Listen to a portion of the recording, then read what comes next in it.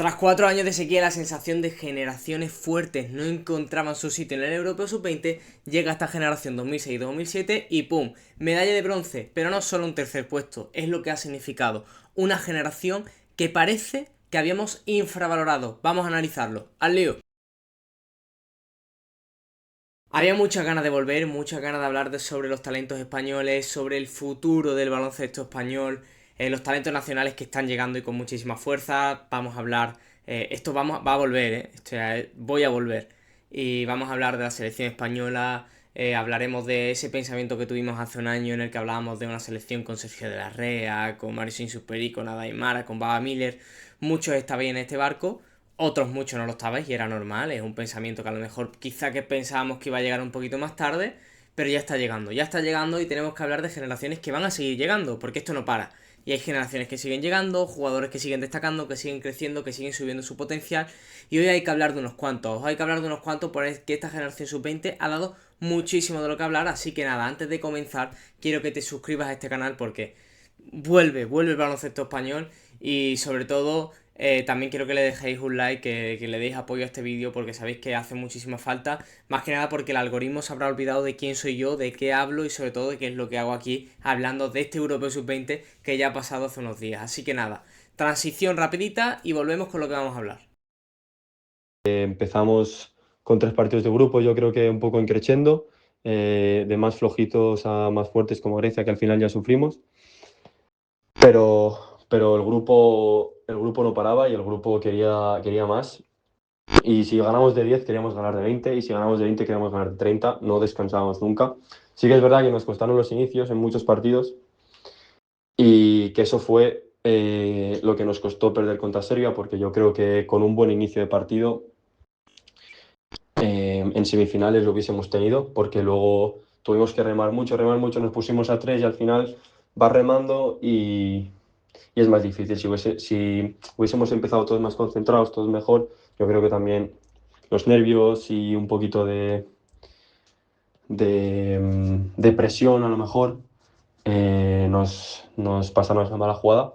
Pero bueno, luego el equipo se reconstruyó, lo hablamos, que no nos íbamos de Eslovenia sin una medalla y al final tuvimos la revancha que también queríamos de Utebo y lo cumplimos porque no es un partido fácil de jugar, un tercer y cuarto puesto, te acaban de eliminar de las semifinales, a nosotros de una forma triste también y a Francia también que perdió por uno, es difícil, pero nosotros nos remontamos y supimos poner el listón alto y ganar una medalla. Veníamos de años muy malos, de años malísimos en los europeos sub-20, incluso con generaciones que pensábamos que podía dar mucho más de sí, ¿no? No quiero solo pensarme y quedarme con ese año 2025 en el que incluso yo hacía un vídeo en el que hablaba de que España podía llegar a ser una de las favoritas y para mí, sinceramente, nombre por nombre éramos de los favoritos, si no el máximo favorito, con una selección con Folgueiras, que ya vemos todo lo que es y todo lo que va a ser en el futuro, con una selección con Lucas Langarita, con los Bruno Locel, los Adrián Torres de la Torre, los Iker Garmendia que tanto han funcionado este año, incluso con selecciones incluso anteriores, ¿no? En donde yo pues recuerdo en el año 2024 selecciones con jugadores muy buenos, muy importantes dentro del el panorama con generaciones 2004-2005. Si no mal recuerdo, en esa generación 2005 también está Álvaro Folgueira, venía de un año en el que también está Izan Almansa. O sea, veníamos de años bastante importantes de torneo. Bueno, creo, si no recuerdo mal, en ese Europeo Sub-20 también está en el 2024, está Daimara. O sea, veníamos de años con muy buenos equipos que no se nos daba. No se nos daba desde ese año 2022 en el que Juan Núñez está espectacular, está Rubén Domínguez, si no recuerdo mal también están los hermanos Díaz Graham. O sea, ese año 2022 es un año en el que parece que todo habla genial del baloncesto de futuro y a partir de esos años nos vienen 4 años de sequía con equipos muy buenos y dando muy mala imagen, ¿eh? No solo son 4 años de sequía de, no, hemos quedado cuarto, hemos quedado quinto, no, no. Años en donde hemos sufrido incluso para poder clasificarnos para el año que viene. Para el año siguiente estar en el grupo A, ¿no? Lo que se llama el grupo fuerte, el Eurobasket A. Pero hemos vuelto con una selección de la que no se daba o parecía que no se iba a dar, ¿no? Parecía que veías la selección y decías, hemos tenido selecciones más potentes. Y era la realidad, pero es que esta selección ha sido súper, pero súper competitiva y vamos a hablar ya de ellas. Primero vamos a comentar un poco lo que ha sido este torneo. Una fase de grupo muy competitiva, ganando equipos muy, muy, muy difíciles, entre ellos Grecia, Croacia, luego unos octavos de final. Llega a esos cuartos de final, en donde hay un núcleo de jugadores que lo hace muy bien, pero la realidad es que hay dos jugadores que sobresalen, que son Raúl Villar y Yuri Karot, de los que ahora hablaremos individualmente. Unas semifinales en donde estamos remando ante Serbia durante todo el partido, llegamos a ir perdiendo 19, España se coloca a un -1 a falta de 5 minutos para el final, te acaban ganando, es muy doloroso perder así. Generaciones anteriores les había costado mucho eso, sin más preámbulos, la generación del año pasado, sub-16, pierde con un triple en el último segundo de un lituano, creo que es Budka. Y con ese triple, al final lo que acaba desembocando es un bajón tremendo de España que hace que no se encuentre a sí misma, ¿no? Y todos recordamos aquel partido por el quinto sexto puesto contra Francia en el que nos jugamos el Mundial, donde salimos derrotados desde el primer momento. O sea, en estos torneos perder de esa manera tan dolorosa hace mucho. Y cómo se recompuso España para el tercer y cuarto puesto, dar no solo la mejor versión de sí, sino jugar un baloncesto impresionante y volver a tener una medalla y estar en ese podio en el Europeo Sub-20, habla de la selección que tenemos y sobre todo del valor que le tenemos que dar a una selección que parece que se sigue dando, ¿no? Parece que sigue teniendo sus momentos competitivos, que parece que a lo mejor no teníamos la mejor generación y no llevamos al campeonato nuestros mejores jugadores, pero sí que la selección española de este Europeo Sub-20 es Raúl Villar. O sea, Raúl Villar sale súper reforzado para el futuro, no solo nacional, sino en su propio equipo de NCAA, donde yo creo que este segundo año va a ser la batuta del equipo, ¿no? Y eso habla muy bien de Raúl Villar, un jugador que si las cortes hacia adentro de jugadores de su equipo, tiene una capacidad para leer eso que lo hace especial. Y para mí, ojo Raúl Villar para el futuro, porque creo que lo tenemos un poco siempre infravalorado, porque pensamos que su hermano, que fue en categorías inferiores también un jugador hiper dominante, y luego también que llegó a Lleida desde un primer momento en Leboro, en donde destacó, luego subió a CB y siguió teniendo un nivel bastante alto. Este año ha jugado en Euroliga, pero Raúl Villar un poco siempre ha ido como siendo la sombra, ¿no? Este jugador que juega en el Barça porque se ha lesionado todos los bases, este jugador que se va a la NCAA y su compañero que es 2005, también es muy buena lateralidad de piernas, pero bueno. Es lo que digo, Raúl Villar sale muy reforzado este Europeo Sub-20, como también lo sale Yuri Karot, un jugador que en Liga U, pues los que lo hayan visto, ha sido súper dominante con Valencia Basket, pero siempre se le pone el pero de, es que es 2006, juega en la Liga U, normalmente si eres 2006 eres bueno, estás en NCAA. Bueno, calma, hay jugadores que salen con 18 y hay jugadores que salen con 23 y llegan los dos con el mismo camino, o un camino diferente, pero con diferente progresión. Y Yuri Karot se sigue haciendo, un jugador que es de cocción más lenta, pero este chico tiene mucho talento y es otro jugador del corte de Raúl Villar. No es el más rápido, no es el más fuerte, no es el que mejor tira, no es el que más lo intenta, quizá incluso no sea el que más garra tiene del equipo, pero es de los más inteligentes y esa capacidad de inteligencia le hace estar en los que sabes moverte en esa zona ofensiva y sabes moverte en esa zona interior y te conectas muy bien con jugadores como Raúl Villar porque sabes ponerte en buenas posiciones y sabes que te pongan el balón en buenas posiciones, pues eres jugador que al final no eres ese Baba Miller, ¿no? Que es ese prodigio atlético, pero también puedes llegar a un ACB, ¿no? O a un Leboro, porque tienes condiciones para saber producir en todos los ámbitos del juego, en días buenos y en días malos. Así que a Yuri Karot lo vamos a poner como ese anotador que ha dado mucho a la selección española. Luego, para mí la importancia de estos campeonatos sub-20 siempre es la defensa, ¿no? Incluso por delante del ataque creo que la defensa es donde realmente se ganan los europeos sub-20, al contrario un poco que en el sub-16 donde yo creo que más la magia, la explosividad, los toques de los mejores jugadores a nivel ofensivo son los que ganan los partidos, los que ganan los torneos. En este europeo sub-20 totalmente al contrario, ¿no? Al final no llevas a tus mejores jugadores y es donde la defensa, a partir de la defensa es donde ganas partidos. Pues Iker Garmendia y Adrián Torres de la Torre han sido esas dos alas que han dado alas a la selección española, nunca mejor dicho, jugadores muy disruptores, cambiantes de posición, tanto uno puede jugar en el 3, el otro en el 4, pero viceversa, se podían ir cambiando. Adrián Torres de la Torre es un 3&D de manual, es un jugador que en ataque además no necesita tener el balón para generar, pero lo dejas en una esquina, te mete los triples, también hace buenos cortes, este año en la Liga U también ha estado muy bien, y que realmente ya es un defensor que cuidado que este chaval con la progresión que pueda tener, porque me parece un cupo también muy interesante. Y al final, pues bueno, yo creo que realmente sí, a nivel numérico tampoco han sido los que más han destacado, pero sí que la sensación después de ver los partidos es que sin Iker Garmen y Adrián Torres de la Torre, esta medalla de bronce hubiese costado muchísimo más, porque en el cómputo general del torneo son los que mejores más menos tienen junto a Raúl Villar y a Yuri Carot, y eso lo hacen no gracias a meter 9 puntos o 8 puntos por partido, lo hacen gracias a que roban muchos balones, provocan muchas pérdidas, provocan muchos malos tiros de sus rivales, y eso es donde ahí empiezas a ganar posesiones y empiezas a ganar puntos que luego vienen acompañados de jugadores como ese factor X que ha sido Alex Blanco, que también lo tengo que resaltar. ¿Por qué resalto a Alex Blanco? Porque muchos incluso no lo metían ni en su lista de 12, y en la realidad es un jugador que todavía pensamos que da menos de lo que realmente da. Es un jugador que como no segunda unidad, sino como factor X, ¿no? Como segundo jugador ofensivo, te da mucho. Te da mucho a nivel ofensivo, te da mucho a nivel de capacidad de generar para tus compañeros, tiene la capacidad de tirar desde fuera, que a esta selección le ha costado un poquito más.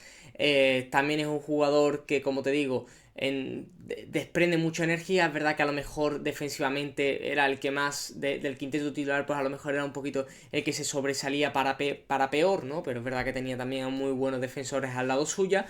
Pero siempre te da mucho, y creo que era muy necesario el rol de Alex Blanco en este equipo, que como te digo, sabíamos a lo mejor que no te podía dar 15, pero te podía dar 8 puntos, te podía dar 2 triples, te puede dejar descansar en 2 o 3 posesiones a Raúl Villar, subir el balón, generar hacia los compañeros, encontrar tiros liberados en las esquinas, y eso al final hace mucho en torneos muy largos, en como te digo, torneos defensivos, ¿no? En donde cada triple, cada punto, pues es un alargue más para encontrar una victoria, y jugadores como Alex Blanco hacen muchísima falta en este equipo. Al igual que la segunda unidad, una segunda unidad que ha sido muy potente, que siempre creo que España ha ganado por, como te digo, jugadores como Raúl Villar, Yuri Carot, pero es que además era una gozada ver esa segunda unidad con los Didac Cebolla, con los Bruno Alocen, con los Jorge Arias, que también ha estado a un nivel defensivo tremendo, Andrés Jamón, que fue el MVP del tercer y cuarto puesto, Michael Enabulele, que también ha jugado un nivel de baloncesto tremendo, Max Gaspa, que también hace un tercer y cuarto puesto muy bueno y unas semifinales bastante, pero bastante bien, y un Rafa Rodríguez que a lo mejor ha sido esa nota discordante, que no ha jugado tanto, pero que sabías que también te podía aportar y poder ser ese factor X a nivel de tiro exterior y a nivel de capacidad de generar ofensivamente. Yo me quedo con dos. De ver que fue campeón sub-16 en su momento, con la sub-16, campeón de Europa, que ahora es medalla de bronce con la sub-20 cuando a lo mejor no le tocaba y le tocaba el año que viene.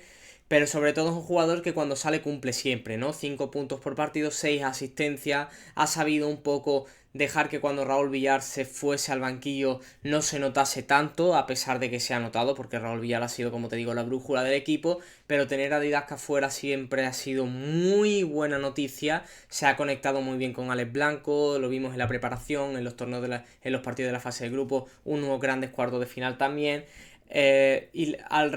La realidad es que España también se ha nutrido mucho de esa segunda unidad, que cada uno ha aportado su granito de arena, ¿no? Bruno Alocen con ese tiro exterior, también capacidad defensiva, un jugador que también podría ser un generador secundario con el balón, Jorge Arias, que ha sido siempre ese jugador al que no te querías enfrentar en el 1 contra 1 de nivel defensivamente, y luego otros jugadores que han estado ahí, como te digo, siempre aportando su granito de arena, sobre todo la parcela del interior con Michael Enabulele y Andrés Jamón, que los tengo que resaltar. ¿Por qué España ha sido especial en este torneo? Para mí la defensa ha sido muy clave, remontar y caer en la orilla. Es duro, y saber sobreponerte ante una selección que para mí era la segunda favorita, como era Francia. Joder, pues vaya respuesta competitiva ha dado nuestra selección, que se ha llevado una medalla de bronce súper meritoria. Para mí la principal debilidad, y hay que poner una nota discordante a esto, ha sido la irregularidad ofensiva, cosa que tampoco descuadra mucho de los otros equipos. La realidad es que todos los equipos en estos torneos suelen tener una irregularidad ofensiva que suele costar mucho hasta de ver. Estos torneos sub-20 no suelen ser bonitos, no suelen haber equipos que jueguen un baloncesto nutritivo a lo Valencia Basket. Suelen ser equipos más amarrategui, con buenos equipos, con buenas defensas y que salgan un poco más al contraataque o salgan un poco más a jugar segundas oleadas. En este caso ha sido así con España y en la irregularidad ofensiva se notó, por ejemplo, en semifinales que a Raúl Villar le cuesta aparecer y costó mucho que jugadores que otros días habían estado muy bien tuviesen esos momentos de aparecer. Y eso se notó mucho en unas semifinales en donde caes merecidamente. Nada más, un poco más que decir de este torneo. Ya vamos a pasar un poco a la reflexión final, pero sí que tengo que decir que ha sido un torneo bastante entretenido, en el que hay selecciones que me han sorprendido. El caso de Eslovenia ha jugado un baloncesto bastante bueno para lo que me podía imaginar viendo esa selección. Decepción de Francia, decepción tremenda de Francia. Serbia en su línea. Otros equipos que me han decepcionado, pero bueno, también han tenido emparejamientos difíciles, como es el caso de Alemania. Grecia otra vez siendo esa selección que no levanta cabeza a nivel de categoría de formación. Pero la realidad es esta, la realidad es que la selección española, después de 4 años difíciles, muy difíciles, vuelve a lo más alto, vuelve a jugar un baloncesto bonito, o medianamente bonito para lo que es el torneo, vuelve a tener jugadores con los que poder decir, bueno, no son los Marcin Superi, no son los Sergio de la Rea, ¿no? Que tienen potencial en NBA, pero ojo con estos chicos, que puede haber muchos cupos ACB muy interesantes, ahora es que hay un circo de cupos tremendo en donde si eres español tienes oportunidad de ganar mucho dinero en ACB, y eso lo tienen que ver los jugadores como algo muy importante para el futuro, y estoy seguro que jugadores como Iker Garmendia, jugadores como Raúl Villar, jugadores ya un poco incluso de la segunda línea, como pueden ser Adrián Torres de la Torre, Bruno Alocén, el propio Díaz Cebolla, Yuri Carot, Alex Blanco, ven como una oportunidad de decir, bueno, si lo sigo viendo, si lo sigo haciendo bien, sigo creciendo en este tipo de torneos, llamo la atención de equipos NCAA que me puedan dar una oportunidad, ¿por qué no puedo llegar yo también a ACB, no? Y creo que estos chicos se tienen que sentir un poco aliviados después de haber quedado esta medalla de bronce, y sobre todo un poco también motivados por lo que pueda llegar en el futuro, que todo lo que le pasa a estos chicos, como digo, para todo lo que le pase bueno a estos chicos va a repercutir mucho en el baloncesto español y nos va a ayudar mucho a nosotros también, tanto a los amantes del baloncesto como al propio baloncesto español. Así que nada, reflexión final. Vergüenza lo de la FIBA, vergüenza lo de las membresías de la FIBA, una vergüenza completa. Lo de eso que hay que pagar 4,99 para ver los partidos de chicos de 18, 19, 20 años. Espero que en el sub-18 esto pare, porque he visto que, por ejemplo, en el Mundial sub-17 no pasó esto. Es una auténtica vergüenza lo que ha pasado. Me quiero morder la lengua porque hay cosas de las que mejor uno tiene que callarse, pero la realidad es que por nosotros como creadores de contenido nos echa un poco para atrás que nuestros propios seguidores no puedan ver los partidos y tengamos que ser nosotros un poco esas agencias que os mandan la información a vosotros y nos tenéis que creer a nosotros, ¿no? Y la realidad es que a nosotros nos viene bien, ¿no? Digo nosotros, creadores de contenido de esto, ¿no? Por ejemplo, hablo sin saber, pero los propios NCA Play and Rewind, ¿no? Pues yo creo que le hubiese venido mejor que vosotros veáis los partidos para poder opinar, ¿no? Y yo creo que muy pocos podréis opinar a lo mejor. Ojalá opinéis todos en este vídeo y os invito a opinar en la sección de comentarios. Pero estoy seguro de que a muchos habrá echado para atrás eso de 4,99 de membresía para ver el torneo. Y espero que esto se solucione porque es una vergüenza no solo para nosotros, sino también para las familias que no han podido ir hacia Ljubljana, que tengas que obligar a pagar una membresía para ver a tu hijo, sobrino, primo, amigo. Me parece una vergüenza. Me parece una vergüenza porque no estamos hablando de una Euroliga, de una Eurocup, de una ACB. Estamos hablando de un torneo sub-20 europeo. Prefiero morderme la lengua. Chicos, nos vemos en el siguiente vídeo, que vamos a hablar de ese sub-18, que ya os digo que va a haber opiniones que os van a gustar mucho. Nos vemos.